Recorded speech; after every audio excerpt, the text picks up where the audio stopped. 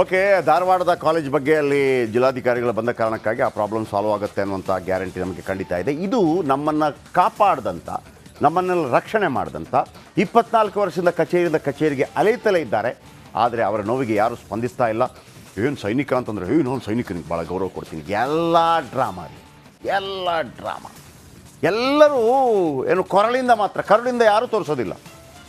ನಮ್ಮ ಸೈನಿಕರಿಗೆ ಬೆಲೆ ಕೊಡಬೇಕು ಮತ್ತು ಕೊಡಿ, ಇವ್ರಿಗೆ ಯಾಕೆ ಬೆಲೆ ಕೊಟ್ಟಿಲ್ಲ? ಮತ್ತೆ ನೋಡಿ ಸ್ಟೋರಿ ಏನು ಅಂತ.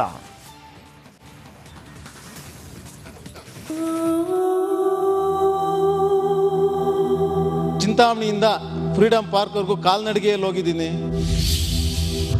ಭೂಮಿಗಾಗಿ ಕಾರ್ಗಿಲ್ ವೀರನ ಅಲೆದಾಟ. 11 ದಿನಗಳ ಕಾಲ ಚಿಂತಾಮಣಿ ತಾಲೂಕು ಕಚೇರಿ ಮುಂಭಾಗ ಉಪವಾಸ ಸತ್ಯಾಗ್ರಹ ಮಾಡಿದ್ದೀನಿ. 24 ವರ್ಷದಿಂದ ಮಾಜಿ ಯೋಧನ ಹೋರಾಟ. ಹೆಗಲಲ್ಲಿ ಬ್ಯಾಗು, ಕೈಯಲ್ಲಿ ದಾಖಲಾತಿ, ಹೀಗೆ ಕಚೇರಿಯಿಂದ ಕಚೇರಿಗೆ ಅಲಿಯುತ್ತಿರುವ ವ್ಯಕ್ತಿ. ಇವರು ಬೇರೆ ಯಾರೂ ಅಲ್ಲ, ನಮ್ಮ ಹೆಮ್ಮೆಯ ಯೋಧ. ಸೇನೆಯಲ್ಲಿ ಬರೋಬ್ಬರಿ 17 ವರ್ಷ ಸೇವೆ ಸಲ್ಲಿಸಿ ನಿವೃತ್ತಿಯಾದ ಮಾಜಿ ಯೋಧ ಶಿವಾನಂದ ರೆಡ್ಡಿ. ನಿವೃತ್ತ ಯೋಧ ಶಿವಾನಂದ ರೆಡ್ಡಿ ಚಿಂತಾಮಣಿ ತಾಲೂಕಿನ ರಾಯಪಲ್ಲಿ ಗ್ರಾಮದವರು. 1999ರಲ್ಲಿ ಕರ್ತವ್ಯದಲ್ಲಿ ಇದ್ದಾಗಲೇ ಅಪಘಾತವೊಂದರಲ್ಲಿ ಕಾಲಿಗೆ ತೀವ್ರ ಪೆಟ್ಟಾಗಿ ಕಡ್ಡಾಯ ನಿವೃತ್ತಿ ಪಡೆದ ಮಾಜಿ ಯೋಧ ಶಿವಾನಂದ ರೆಡ್ಡಿ 1987ರಲ್ಲಿ ಸೇನೆಗೆ ಸೇರಿದರು. 9 ಮರಾಠ ರೆಜಿಮೆಂಟ್ನಲ್ಲಿ ಕರ್ತವ್ಯ ನಿರ್ವಹಿಸ್ತಾ ಇದ್ರು. 1999ರಲ್ಲಿ ಕಾರ್ಗಿಲ್ ಯುದ್ಧದ ವೇಳೆ ಕರ್ತವ್ಯದಲ್ಲಿ ಇದ್ದಾಗಲೇ ಪೂಂಚ್ ಸೆಕ್ಟರ್ ಅಲ್ಲಿ ಅಪಘಾತ ಸಂಭವಿಸಿತ್ತು. ಅಪಘಾತದಲ್ಲಿ ಶಿವಾನಂದ ರೆಡ್ಡಿ ಕಾಲಿಗೆ ತೀವ್ರ ಗಾಯವಾಗಿದೆ. ಇದರಿಂದ ಸೇನೆಯಲ್ಲಿ ಕೆಲಸ ಮಾಡೋದಕ್ಕಾಗೋದಿಲ್ಲ ಅಂತ ಸೇನೆ ಕಡ್ಡಾಯ ನಿವೃತ್ತಿಯನ್ನ ಘೋಷಿಸಿತ್ತು. ಕಾಲಿಗೆ ಪೆಟ್ಟು ತಿಂದು ನಿವೃತ್ತಿಯಾದ ಹಿನ್ನೆಲೆ ಸೇನೆಯೇ ಜಮೀನು ಮಂಜೂರು ಮಾಡುವಂತೆ ರಾಜ್ಯ ಸರ್ಕಾರಕ್ಕೆ ಶಿಫಾರಸು ಮಾಡಿತ್ತು. ಹಾಗೆ ಶಿಫಾರಸು ಮಾಡಿ 2.5 ದಶಕವೇ ಕಳೆದರೂ ಈವರೆಗೆ ಸರ್ಕಾರದಿಂದ ಸಿಗಬೇಕಾದ ಜಮೀನು ಸಿಕ್ಕಿಲ್ಲ. ಬೆಂಗಳೂರು ವಾಸಿಗಳಿಗೆ ಕೊಡೋದಕ್ಕೆ ಇವ್ರ ಹತ್ರ ಜಮೀನಿದೆ. ನಾನೊಬ್ಬ ಡಿಸೇಬಲ್ಡ್ ಸೋಲ್ಜರ್ ಅನ್ನೋದು ಕಣಿಕರನೂ ಇಲ್ದಿರ ಇವರು ನನ್ನನ್ನು ಈ ಥರ ಸತಾಯಿಸ್ತಾ ಇದ್ದಾರೆ. ಯಾಕೆ ಸತಾಯಿಸ್ತಾರೆ ಅಂದರೆ ನಾನು ಅವ್ರಿಗೆ ಲಂಚ ಕೊಡಲಿಲ್ಲ. ಆ ಒಂದೇ ಒಂದು ಕಾರಣಕ್ಕೆ ನನಗೆ ಈ ಥರ ಸತಾಯಿಸ್ತಾ ಇದ್ದಾರೆ. ಒಂದಲ್ಲ ಎರಡಲ್ಲ, ಬರೋಬ್ಬರಿ 24 ವರ್ಷಗಳಿಂದ ಶಿವಾನಂದ ರೆಡ್ಡಿ ಕಚೇರಿಯಿಂದ ಕಚೇರಿಗೆ ಅಲಿಯುತ್ತಲೇ ಇದ್ದಾರೆ.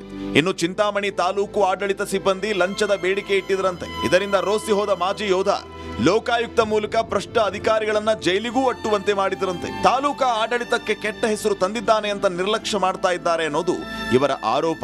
ರಾಜ್ಯಪಾಲರು, ಸಿಎಂ ಸಿದ್ದರಾಮಯ್ಯ, ಆರ್ ಅಶೋಕ್ ಸೇರಿ ಹಲವರಿಗೆ ಮನವಿ ಮಾಡಿದರೂ ಯಾವುದೇ ಪ್ರಯೋಜನ ಆಗಿಲ್ಲ. ದೇಶ ರಕ್ಷಣೆಗಾಗಿ ತಮ್ಮ ಪ್ರಾಣವನ್ನೇ ಪಣಕ್ಕಿಟ್ಟು ಗಡಿಯಲ್ಲಿ 17 ವರ್ಷ ಸೇವೆ ಸಲ್ಲಿಸಿ ಬಂದ ಯೋಧನೊಬ್ಬನಿಗೆ ಸರ್ಕಾರದಿಂದ ನೀಡಬೇಕಾದ ಜಮೀನು ನೀಡೋದಕ್ಕೆ ಅಧಿಕಾರಿಗಳು ಹಿಂದೇಟು ಹಾಕ್ತಿದ್ದಾರೆ. ಇದರಿಂದ ನೊಂದ ಮಾಜಿ ಯೋಧ ಸೂಪರ್ 3 ಬಳಿ ಬಂದಿದ್ದಾರೆ. ನಾವು ಬಿಡ್ತೀವಾ? ಇವರಿಗೆ ಭೂಮಿ ಕೊಡಿಸಿಯೇ ತೀರುತ್ತೇವೆ. ಇದು ಸೂಪರ್ 3ಯ ಶಪಥ. ಮಂಜುನಾಥ್, ರಿಪಬ್ಲಿಕ್ ಕನ್ನಡ, ಚಿಕ್ಕಬಳ್ಳಾಪುರ. ನೋಡಿ, ಈ ನಡುವೆ ಏನಾಯಿತು, ಇವರು ಬಂದಿದ್ದಾರೆ, ನಮ್ಮ ಆಫೀಸ್ಗೆ ಬಂದಿದ್ದಾರೆ ಆಲ್ರೆಡಿ. ವಿಶೇಷ ಏನಪ್ಪ ಅಂತಂದರೆ ನಮ್ಮ ಪೋಸ್ಟ್ ಕಾರ್ಡ್ ಬಿಟ್ಟು ಅಲ್ವಾ, ಅದು ಚಿಕ್ಕಬಳ್ಳಾಪುರದಲ್ಲಿ ಸಂಚಲನ ಮಾಡಿದೆ. ಇವರನ್ನು ಕರೀತಾರೆ ಜಿಲ್ಲಾಧಿಕಾರಿ ಬನ್ನಿ ಅಂತ ಅಂದ್ಬಿಟ್ಟು. ನೋಡಿ, ಭೂಮಿಗಾಗಿ ಫೈಟ್ ಅಂತ ಹೇಳಿದಾನೆ, ನಾಳೆ ಸ್ಟೋರಿ ತಗೋತೀವಿ ಅಂತೇಳಿ ಜಿಲ್ಲಾಧಿಕಾರಿಗಳು ಮಾತಾಡ್ತಾರೆ ಕರೆದ್ಬಿಟ್ಟು. ಹಾಗಂದ್ರೆ ಜಿಲ್ಲಾಧಿಕಾರಿಗಳು ಮಾತಾಡಿದ ತಕ್ಷಣ ಪ್ರಾಬ್ಲಮ್ ಸಾಲ್ವ್ ಆಯಿತು ಅಂತಲ್ಲ, ಅವರಿಗೆ ಜಮೀನು ಕೊಡಬೇಕು. ನೋಡಿ, 1969 ನಿಯಮ 5 ಅನ್ವಯ ಪ್ರತಿ ಗ್ರಾಮದಲ್ಲಿ ನಿಯಮ 3--- ವಿಲೇವಾರಿಗೆ ಲಭ್ಯವಿರುವ ಜಮೀನಿನ ಪೈಕಿ 10% ಜಮೀನನ್ನು ಮಾಜಿ ಸೈನಿಕರಿಗೆ ಕಾಯ್ದಿರಿಸಲು ಅವಕಾಶ ಕಲ್ಪಿಸಲಾಗಿದೆ. ಅವರು ಇರೋ ಊರಲ್ಲಿ ಅಲ್ಲಿ ಕೊಡೋಕ್ಕಾಗಿಲ್ಲ ಅಂತ ಇಟ್ಕೊಳ್ಳಿ. ಏನು ಮಾಡಬೇಕು? ಒಂದು ವೇಳೆ ಅರ್ಜಿದಾರರು ಕೋರಿರುವ ಜಿಲ್ಲೆಯಲ್ಲಿ ಸರ್ಕಾರಿ ಜಮೀನು ಲಭ್ಯವಿಲ್ಲದ ಪಕ್ಷದಲ್ಲಿ ಬೆಂಗಳೂರು ನಗರ ಜಿಲ್ಲೆಯನ್ನು ಹೊರತುಪಡಿಸಿ, ಬೆಂಗಳೂರು ಸಿಟಿ ಅಲ್ಲ, ನಗರ ಪ್ರದೇಶದಲ್ಲಿ 1500 ಚದರ ಅಡಿ ವಿಸ್ತೀರ್ಣದ ನಿವೇಶನ ಅಥವಾ ಗ್ರಾಮೀಣ ಭಾಗದಲ್ಲಿ 2400 30-40 ಅಥವಾ 60-40 ಆ ಥರ ಕೊಡಬೇಕು ಅಂತ. ಈ ಸುದ್ದಿ ನಾವು ನಿನ್ನೆ ಮಾಡ್ತೀವಿ ಅಂತ ಹೇಳಿದ ತಕ್ಷಣ ಈ ಒಂದು ನಮ್ಮ ಕಾರ್ಡ್ ಬಿಡ್ತೀವಿ ನಾವು. ಏನಾಯಿತು ಬನ್ನಿ, ಬ್ರೇಕಿಂಗ್ ನ್ಯೂಸ್ ನೋಡೋಣ.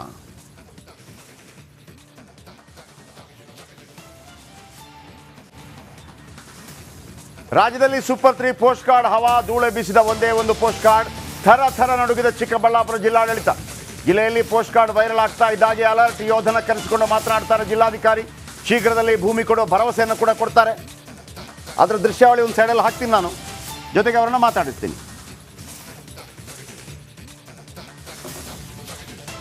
ಓಕೆ, ನೋಡಿ, ನಿನ್ನೆ ಆ ಪೋಸ್ಟ್ ಹೋದ ತಕ್ಷಣ ಅವರನ್ನು ಕರೆಸ್ತಾರೆ. DC ಕರೆ ಹಿನ್ನೆಲೆ DC ಕಚೇರಿಗೆ ಸೈನಿಕ ಹೋಗ್ತಾರೆ.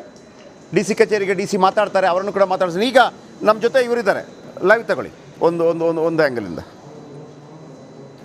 ಓಕೆ, ನಮಸ್ಕಾರ ಸರ್. ಸರ್ ನಮಸ್ಕಾರ ಸರ್. ಶಿವಾನಂದ ರೆಡ್ಡಿ ಅವರೇ ನಮಸ್ತೆ. ಸರ್ ನಮಸ್ತೆ ಸರ್. ಭಾಳ ವರ್ಷಗಳಿಂದ ಪ್ರಯತ್ನ ಪಡ್ತಾ ಇದ್ದೀರಿ, 24 ವರ್ಷ ನಮಗಾಗಿ ನಿರಂತರವಾಗಿ ಹೋರಾಟ ಮಾಡಿದ್ದೀರಿ, ಇಡೀ ರಾಜ್ಯದ ಪರವಾಗಿ, ಇಡೀ ದೇಶದ ಪರವಾಗಿ. ಮೊದಲಿಗೆ ನಿಮಗೆ ನನ್ನ ಹೃತ್ಪೂರ್ವಕ ನಮಸ್ಕಾರ. ನಿನ್ನೆ ನಾವು ಈ ಸ್ಟೋರಿಯನ್ನು ಹೊತ್ಕೊಂಡ ನಂತರ ಇಲ್ಲಿ ತನಕ ಎಲ್ಲೆಲ್ಲ ಅಲ್ದಾಡಿದ್ದೀರಿ, ನಿನ್ನೆ ಜಿಲ್ಲಾಧಿಕಾರಿಗಳು ನಮ್ಮ ಪೋಸ್ಟ್ ಕಾರ್ಡ್ ನೋಡಿದ ನಂತರ ಮಾತಾಡಿಸಿದ್ರು ಅನ್ನುವಂಥ ದೃಶ್ಯ ಕೂಡ ಬರ್ತಾ ಇದೆ.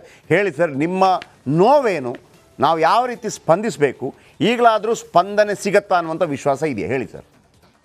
ಸರ್ 24 ವರ್ಷದಿಂದ ನಾನು ತಿರುಗ್ತಾನೆ ಇದ್ದೀನಿ ಸರ್.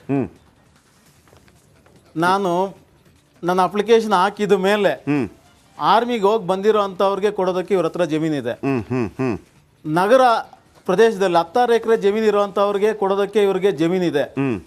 ಒಬ್ಬ ಅಂಗವಿಕಲ ಮಾಜಿ ಸೈನಿಕನಿಗೆ ಒಂದಷ್ಟು ಜಮೀನ್ ಕೊಡೋದಕ್ಕೆ ಇವ್ರ ಹತ್ರ ಇಲ್ಲ. ನಾನು ಕಾಲ್ನಡಿಗೆ ಹೋಗ್ತೀನಿ ಅಂದ್ರೆ ಒಂದು ಜಮೀನ್ ತೋರಿಸ್ತಾರ, ಈ ಜಮೀನಲ್ಲಿ ನಿಮ್ಗೆ ಕೊಡ್ತೀನಿ, ಇದ್ರಲ್ಲಿ ಒಂದು ಅಪ್ಲಿಕೇಶನ್ ಕೊಡು ಅಂತಾರ. ಅದ್ರಲ್ಲಿ ಅಪ್ಲಿಕೇಶನ್ ಆದ್ಮೇಲೆ ಒಂದು 3-4 ತಿಂಗಳಾದ್ಮೇಲೆ ಅದು ಫಾರೆಸ್ಟ್ ಸೇರುತ್ತೆ ಅಂತಾರೆ. ಇನ್ನೊಂದು ಆಮೇಲೆ ನಾನು ಉಪವಾಸ ಮಾಡ್ತೀನಿ ಅಂದ್ರೆ ಇನ್ನೊಂದು ನಂಬರ್ ತೋರಿಸ್ತಾರೆ, ಇದು 53, 57 ಹಾಕಿದ್ದಾರೆ ಅಂತ ಹೇಳ್ತಾರೆ. ಅಂದ್ರೆ ನನಗೆ ಕೊಡಬೇಕು ಅನ್ನೋದು ಗೊತ್ತಾಯ್ತು, ನಿಮ್ಮ ಕಷ್ಟ ಗೊತ್ತಾಯ್ತು. ಈಗ ನಿನ್ನೆ ಜಿಲ್ಲಾಧಿಕಾರಿಗಳು ಕರೆಸ್ಕೊಂಡ್ರಲ್ಲ, ಏನು ಹೇಳಿದ್ರು ಸರ್? ಜಿಲ್ಲಾಧಿಕಾರಿಗಳು ನಮ್ಮನ್ನ ಪ್ರಿಯಾರಿಟಿ ಇದರಲ್ಲಿ ನಿಮಗೆ ಮಾಡಿಕೊಡಿಸ್ತೀನಿ, ನನ್ನ ಮೇಲೆ ಭರೋಸೆ ಮಡಗಿ ಅಂತ ಹೇಳ್ಬಿಟ್ಟು ಹೇಳಿದ್ರು ಸರ್. ಓಕೆ, ನಿಮಗೆ ಇದು ಗ್ಯಾರಂಟಿ ಇದೆ ಈಗ ಆಗತ್ತೆ ಅಂತ?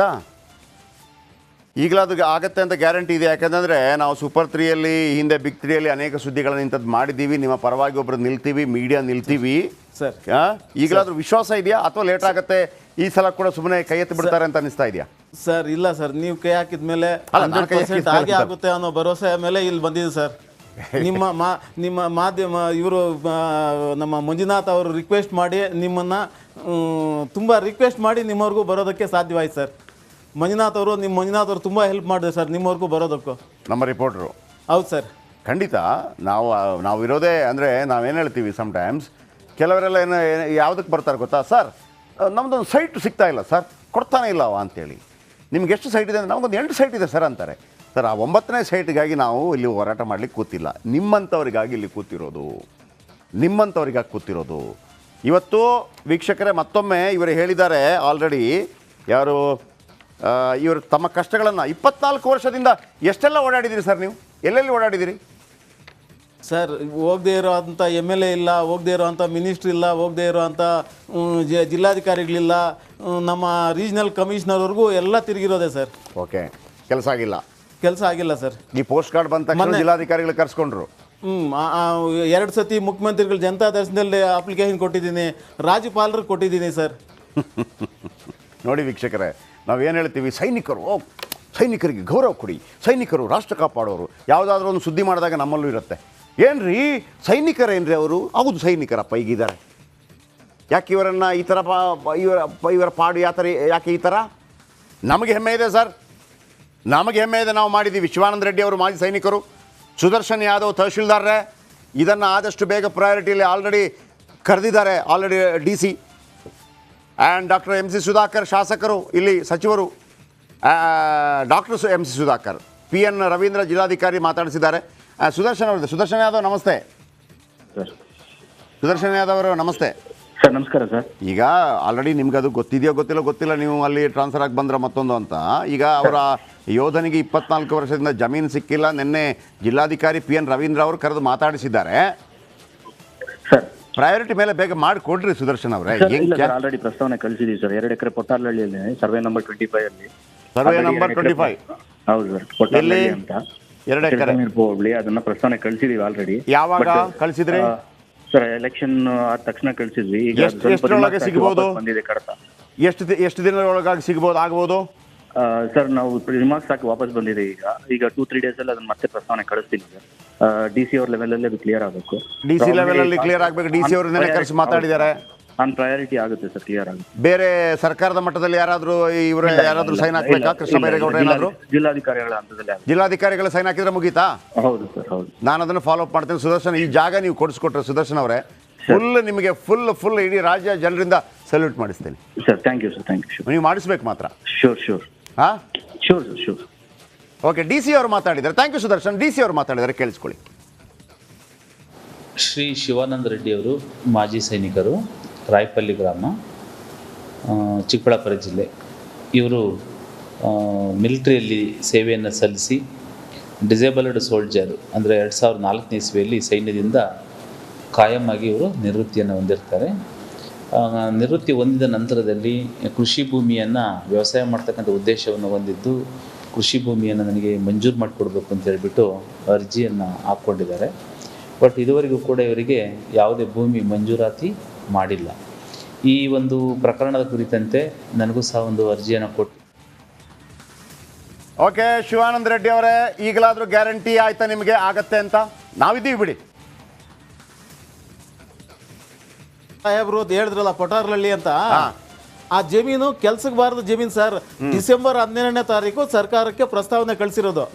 ನನ್ನ ಫಲಾನುಭವಿಯಾದ ನನಗೆ ಇದುವರೆಗೂ ನನಗೆ ಆ ಜಾಗ ತೋರಿಸಿಲ್ಲ. ಅಂದ್ರೆ ಅದು ಯೋಗ್ಯವಲ್ಲದ ಭೂಮಿ ಅಂತ DC ಅವ್ರಿಗೆ ನಾನು ಆಲ್ರೆಡಿ ಲೆಟರ್ ಕೊಟ್ಟಿದ್ದೀನಿ ಸರ್. ಏನು ಹೇಳಿದ್ರು DC ಆಗ? ಅದು ನನಗೂ ಗೊತ್ತಪ್ಪ, ಕಲ್ಲೇ ಬಂಗಾರ ಅಂತಾರೆ ಅವರು. ಈಗ ನಿಮ್ಗೆ ಎಲ್ಲಿ ಸಿಗಬೇಕು ಅಂತ ಜಾಗ ಸರ್? ನಮ್ಮ ಊರ ಪಕ್ಕದಲ್ಲೇ ಸುಮಾರು ಅವರೇ 3-4 ಜಾಗ ಅವರೇ ತೋರಿಸಿರೋದು. ಈ ನಂಬರಲ್ಲಿ ನೀನು ಹಾಕೋ, ಈ ನಂಬರಲ್ಲಿ ನೀನು ಹಾಕೋ ಅಂತ 4 ನಂಬರ್ ತೋರಿಸಿದ್ದಾರೆ. ಆ 4ರಲ್ಲಿ ಯಾವುದೋ ಒಂದು ನಂಬರ್ ಕೊಟ್ಟರೆ ಸಾಕು ಸರ್. ಓಕೆ, ನಾನು ಅದನ್ನು DC ಮತ್ತು ಯಾರು ನಮ್ಮ ತಹಶೀಲ್ದಾರ್ ಗಮನಕ್ಕೆ ತರ್ತೀನಿ. ನಾವು ಇರ್ತೀವಿ ಶಿವಾನಂದ ರೆಡ್ಡಿ ಅವರು ನಿಮ್ಮ ಜೊತೆ. ಸರ್ ಸರ್ ಓಕೆ ಸರ್, ಖಂಡಿತ ಮಾಡೋಣ. ತುಂಬ ಥ್ಯಾಂಕ್ಸ್. Thank you. ಅಲ್ಲ, ನಾವು ಹೇಳ್ಬೇಕು ನಿಮಗೆ ಥ್ಯಾಂಕ್ ಯು ಶಿವಾನಂದ ರೆಡ್ಡಿ ಅವರೇ. ವೀಕ್ಷಕರೇ, ಇದು ಇವತ್ತಿನ ಸೂಪರ್ 3 ಸ್ಪಾಟ್. ಒಂದು ರೀತಿಯಲ್ಲಿ 50% ಇಂಪ್ಯಾಕ್ಟ್ ಆಗಿದೆ. ಫಾಲೋಅಪ್ ಮಾಡ್ತೀವಿ, ನಿಮ್ಗೆ ಗೊತ್ತಿದೆ. ವರ್ಷಾನುಗಟ್ಟಲೆ ಫಾಲೋಅಪ್ ಮಾಡಿ ಅದನ್ನು ಪರಿಹಾರ ಮಾಡಿದಂಥ ಒಂದು ಹೆಮ್ಮೆ ನಮಗಿದೆ.